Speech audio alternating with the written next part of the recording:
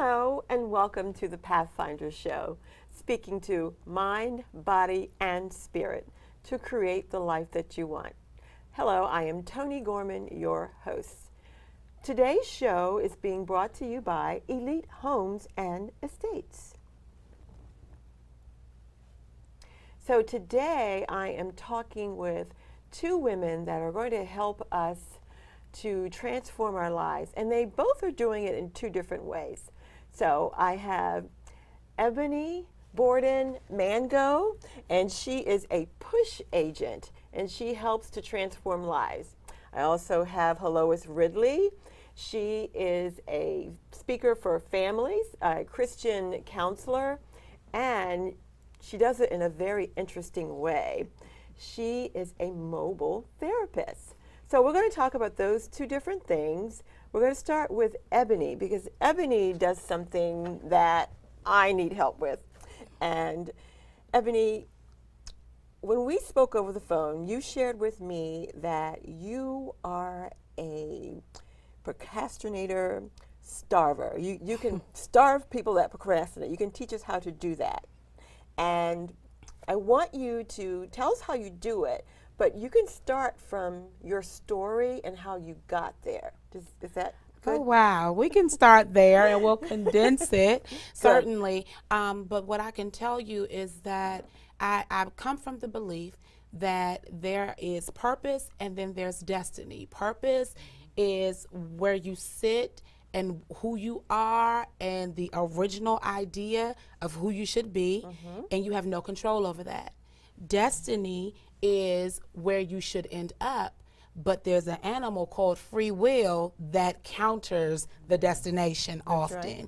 And so when I realized year after year, you know, the December 31st or January 1st, we always say we're going to do. This year we're going to be. Always. By this time next year I'm going to.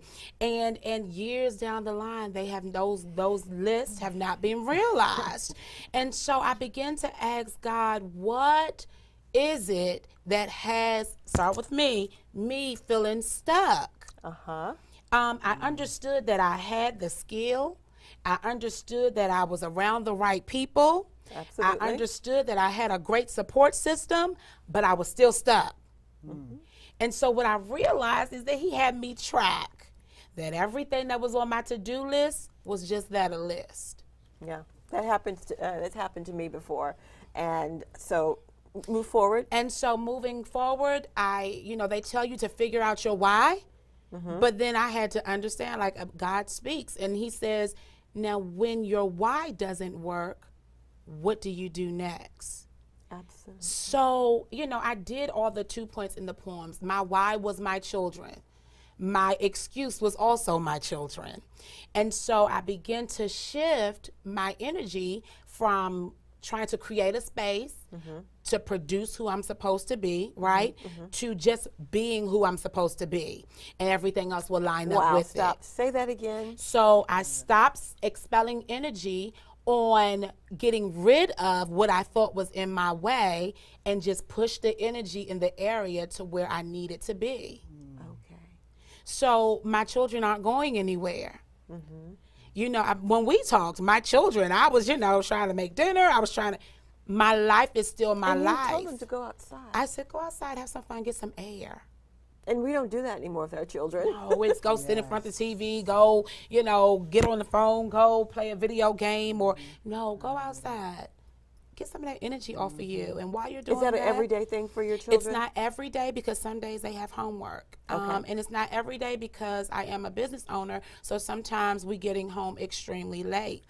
So if I know we're going to get home late, we're in my car, I'm putting on some what they call turn up music. And, they're enjoying their time. Their energy is there. And so when I get home, I'm able to spend some time just getting it all together. And so, fast forward, I had to understand that, my children were my why, but at some point it just wasn't enough. And I love my kids, but the truth is, kids are very resilient.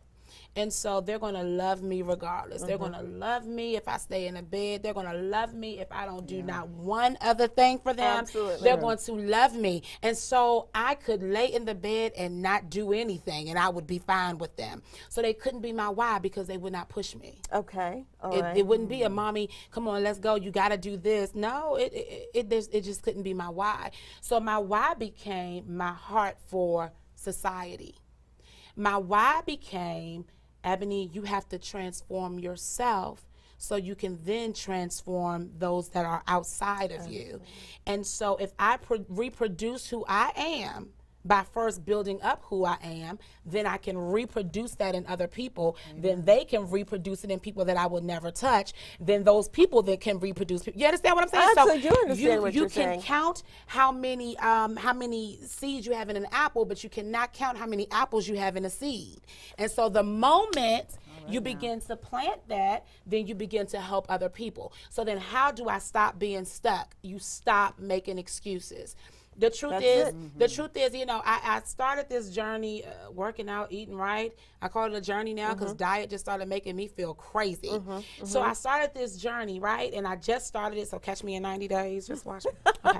So I started this journey, and I realized that when I was working out, there was a place in me where I could not stay on a treadmill for a certain amount of time. There was a place in me where I couldn't do, you know, I was like, no, you can't do 15 push-ups. That seemed like really little for some people, but the more I did it, the more my body started building up, the more the muscle. And so if that is in the physical, and I believe that's just a manifestation of what's going on, right? Then the same thing happens with procrastination. I actually started Googling and researching, and what I realized, and certainly you could probably speak to this, that there's a part in your brain that keeps you complacent, that keeps you okay with what just is. And so when I realized that, I'm like, okay, but then there's a part in our brain that will push us into where we're supposed to be. Oftentimes we build up the part that gives us the excuses and the why nots. So I literally, with the Lord, he just said, start building up that place of why. Heloise, why do we do that? What you're talking about is neuroplasticity. Yes, I couldn't think of the word. Neuroplasticity. So neuroplasticity, our brains can renew themselves. So what you're doing when you're working out is you're starving those old thought patterns. Absolutely. That's what you're doing, and you're building new ones. And the 90 days is important because you need cycles of 21. You've heard that before. Yes. Cycles of 21 to change your habit structure. So you're literally renewing your mind while you're working out and making your body do what you believe should be done. Absolutely. And so 90 days later, you have new wiring up there. Absolutely. Wow. And so that's where I am. And I stay, like I live there because procrastination will follow you. It does. It's that thing that will, no matter how much you try to starve it out, it's not a cliche. When you are at beginning stages, you have to starve it. When you're at where you're supposed to be, you have to starve it because until you take your last breath, you're living. Right? You're called to live. And so I believe that we have to really just focus our energies on not procrastinating. So let me ask a question, Heloise. When do we start procrastinating? Do we learn it, or is it just something we pick up along the way? It is learned. If Okay. you're in an environment where people who are unmotivated, you'll notice that it's just easy, right? It's easy to just hang out. And that's why the people, what is it? We're a product of the 5 closest people around us. And you've noticed, like, if you're around people who are go-getters, who have purpose and intentionality with their lives, you tend to start starving that procrastination because you have to answer to your friends. They say, I thought you said you were going to work on their project. Didn't you tell me that? Yeah. And so then you're like, okay. I mean, I literally restarted college because I was avoiding a conversation with a go-getter who was going to say, she said, didn't you make that call? And that's how I got rolling with my grad school program that I'm doing now. Just because of the people around me. It helps. So you figured out that you needed to starve your procrastination. Absolutely. And so with starving my procrastination, that means every day I have little small goals. See, it's the big goals that make us fail, right? You're because right. we set them, and you know, I think I was telling you that I probably need to lose about 50 pounds, but I celebrate. If someone asks me, oh, I just need to lose 10 pounds, because I am. That's a great idea. Isn't it And wonderful? I celebrate every 10 pounds. You understand? Because now those goals are not so distant. They don't give you so much time to shut down. They give you time to push. And every day I have non-negotiables. And so whatever that non-negotiable is for that goal, I do it. So, you know, your goal may be to write a book, right? My non-negotiable will be that I will write for 30 minutes every night or every morning. Right. It just is non-negotiable. I believe that, and I come from a place, I'm planted with Rehoboth Embassy in Fredericksburg, and I come from a place where they believe in equipping, empowering, right? And so I have to be equipped and empowered.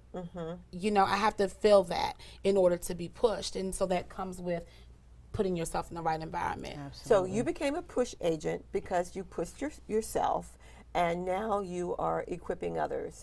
Absolutely. And I know your voice is just beautiful. You have such a strong presence, and you're a speaker too, aren't you? I am. It's quite obvious that you are. I am. You just take that microphone and you just go for it. You know, believe it or not, I am an introvert by nature. No. I am. I am that one, and you say my voice is beautiful, but I had to get over that excuse I was giving myself. Oh, you have to go to Toastmasters, or oh, you have to learn how to speak softer. You don't I'm literally, I had to go through that place where I had to get used to hearing my voice and getting rid of the excuse, because that was an excuse for me. It was a stopper for me. So now you love your voice. No, I don't, but you know, it's who I am. I you're love who accepting I it. am. Absolutely. I love who I am, and I believe that everybody has a place. You know, procrastination is absolutely learned. It's learned generationally. And so when you see people who are kind of lax and laid back, if you go back generationally, it's because we come from families of I would've, could've, should've, right? Haven't we? Absolutely. And so if now we're saying that will no longer be my story, then I have to understand that starving out procrastination first begins with making the decision a priority. Oh, I think that's wonderful, because when I saw that, because you were on Facebook and you said that you were starting this journal with your followers, and I was like, I need to follow this woman. So I'm just so grateful for the work that you do to help people to starve their procrastination.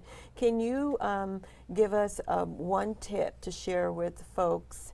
And if you need a minute to think about it, you can share towards the end of the show. But is there anything in particular that you think we need to do to set ourselves up or to prepare ourselves to be serious about doing this and not just saying, oh, I'm going to stop and not doing it? What would you say to that? I would say it's twofold. Go ahead. Number one, know your identity. And then the second thing I would say is, outside of knowing your identity, you have to be true to yourself. Okay. And what that looks like is, you know, everybody wants money. Everybody wants to, what they think, live on easy street. Thank you. Thank you for saying that. Yeah, but what are you going to do to fight for it? And better yet, are you the person who will be able to keep it? What are you going to do to fight for it, and can you keep it? Absolutely, and That's can you keep it? And so those are the two tips, and sometimes that just helps people to be able, it's already there. So you just need to put yourself around someone who will unlock Get with that tribe. and get with you. And so that's how I became a push agent, just because I know that I can unlock things that are already, you don't have to get anything from me. Okay. You understand? Wonderful. Well, before we end, I'm going to have you to give a good word to us to help us to get unlocked. So now, Heloise, I think what you do is phenomenal too. Isn't it just wonderful what she does? I love what she's doing. You guys are doing things for families, but in a different way. Absolutely. Now, I know that you are mobile some of the times, not all the time, you do both, and that you go into families that are having trauma. Can you share a little bit of that with us? And then I've got a couple questions I've jotted down. Absolutely. And in fact, I wish I could send some folks to you. Absolutely, Because, I'm open. yeah, because it's a commitment. Families can change. What we go in is if a family is really struggling and maybe the child was cutting, maybe they're suicidal, Maybe they're just depressed. Maybe they're just sad. Maybe they're unmotivated. Whatever the problem, it's usually gotten to the point where the school notices and something has happened significant. And that's when they call us in to come in there, and we work with the entire family, more family systems as opposed to individual. I also do individual counseling at Cornerstone Counseling, but as far as working with the families, it's sometimes easier to see them in their element because then I'm going to watch the mom and the dad, or I'm going to watch the kid interact with the dog, and so on and so forth. But the issue is that we're trying to figure out which of the pillars are hurting or damaged in the situation. So if you have a kid acting up, they're usually either acting in or acting out. That's what I was going to ask you. What's the difference? Okay, so let's say there's something going on in the family, and the kid, they've come to our attention simply because they started cutting. Well, that's acting out. Okay. Okay, they're doing, I mean, that's acting in, excuse me. They're acting in. They're Cutting is turning acting in. inward. Okay. Suicidal, depression. They're turning their pain inward. The cutting is a symptom of a problem that's going on around them in their lives. Maybe they're being bullied in school. It just depends. So that's the acting in. Acting out might be they're in school, they're flipping over chairs, they hit the other kid. They're just you know, they're causing more damage to other people. That usually gets the attention of schools very quickly, and they send them over to So us. let me ask you this. How do, because you work with parents to help their children to heal. Absolutely. How do you equip the parents to help their children? Well, what we try to do with the parents is foster curiosity. Oh, and how do you do that? So in other words, why is your child doing this? I know you say he's bad, but why? Why is he acting this way? Foster curiosity. Is it because of his attachment with his parents? Maybe there's some, you know, there's so much friction where the kid doesn't feel like they can be themselves, or maybe they don't feel supported or something. So we're going to work on that attachment. All right? Or is it maybe it's a co-parenting alliance, so maybe those parents aren't getting along and their kid is listening to a lot of conflict all the time, and maybe they start cutting because they just can't take the turmoil. They don't know what to do with it, so they just express it. So, or maybe the parents don't know how to tell their children no.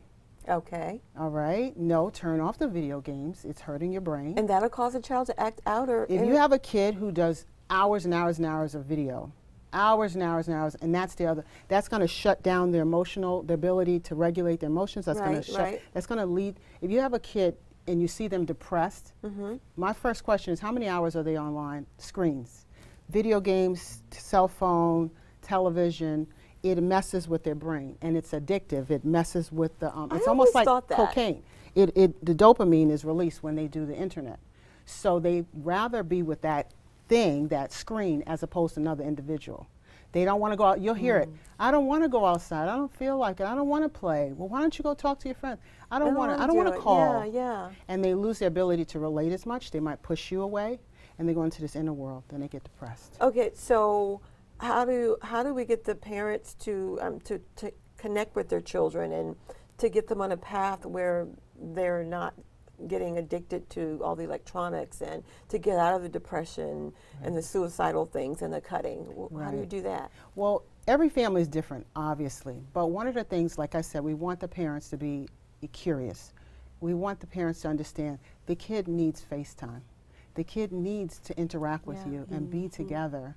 Even here it goes, it doesn't have to be expensive. You could just sit on the couch together and do nothing. They're going to say they're bored, but they're loving it. They're not going to, they may not tell you they're loving it, but they're still loving it. You know what I'm saying? Because you know what? The moment, because I know what you're saying, the moment you stop doing it, it's like, there it is. What happened? We're not doing that anymore? That's it. Oh, you know, it's like, oh, daggle, this family is always, you know, no one ever does anything consistently. That's it. So you're absolutely right about that. Love and acceptance. Kids want love and acceptance. I have seen situations where kids are suicidal.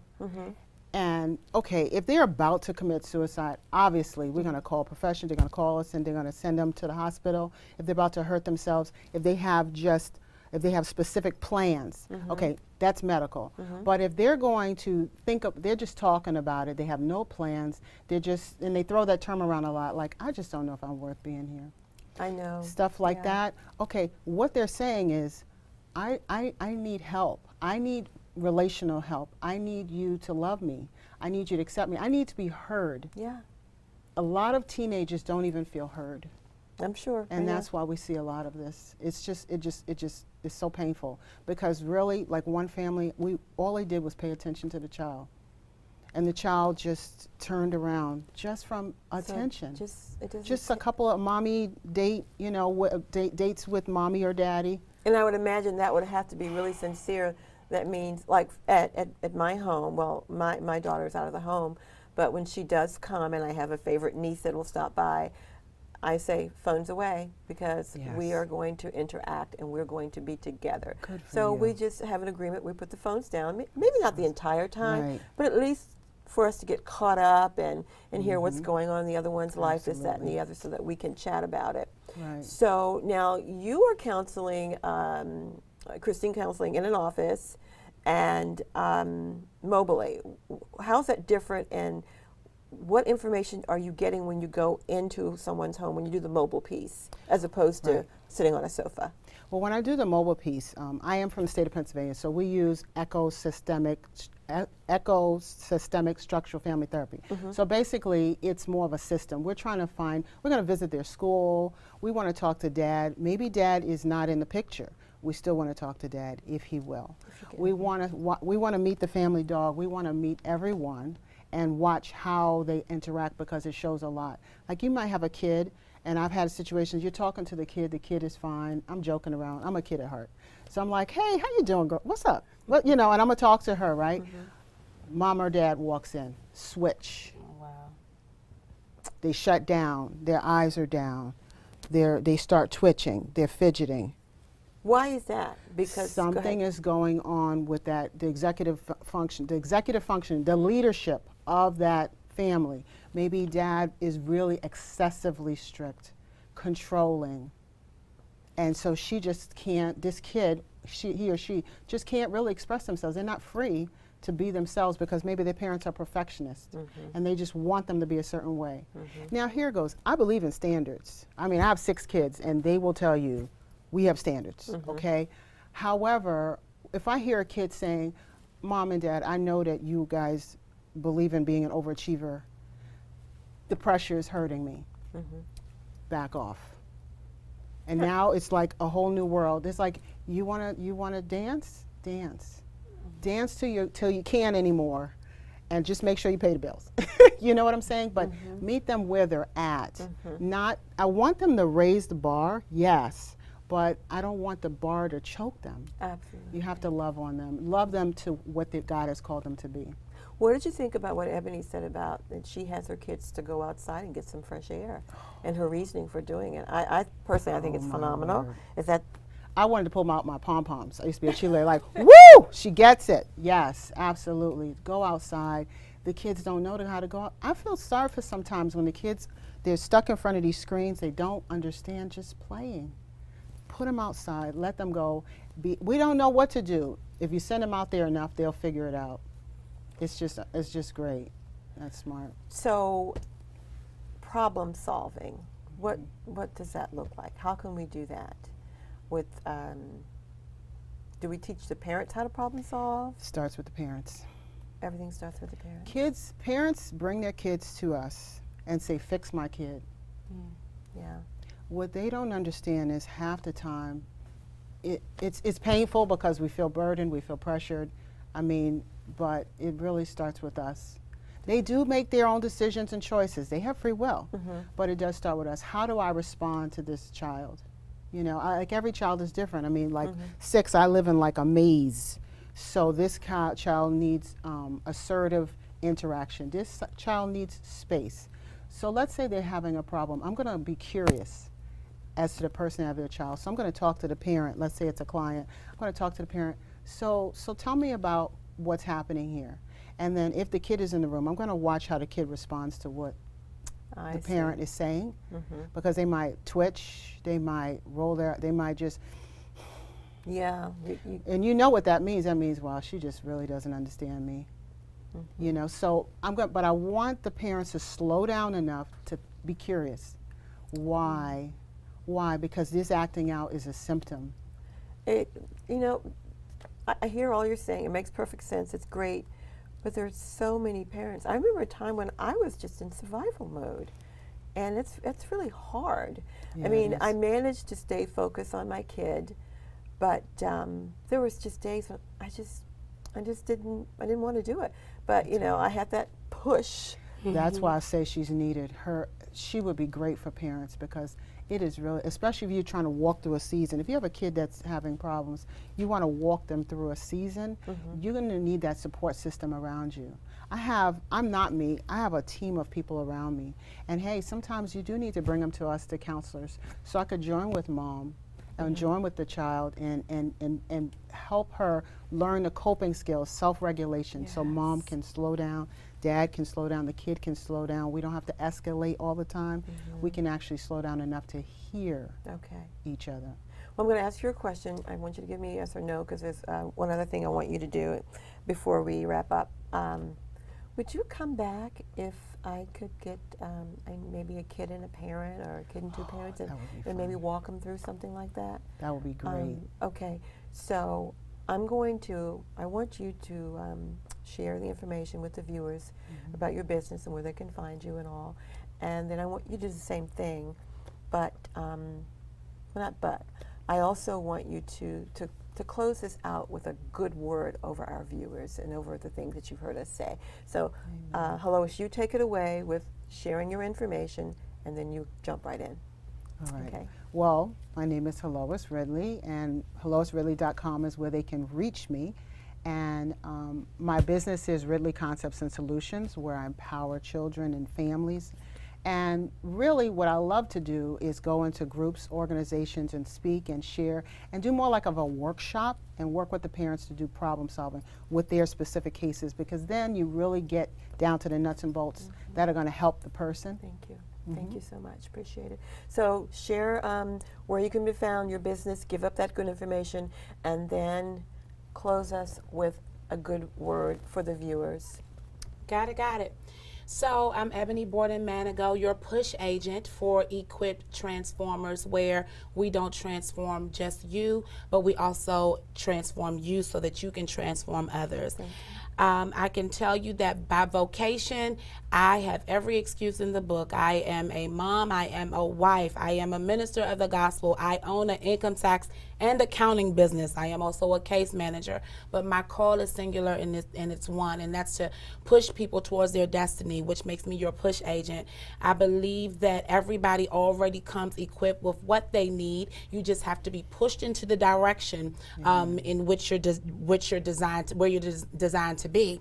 And so you can certainly find me on Facebook at Eboni R. Borden, and I do it that way because there you will see my life. You will see my world, and so it does not stop. Who I am and what I do are two different things, but they collide, and I don't separate the two. You'll also find where you can make a request to Equip Transformers on Facebook, where you'll get some more specialized teachings and videos there as well, and you can join that group.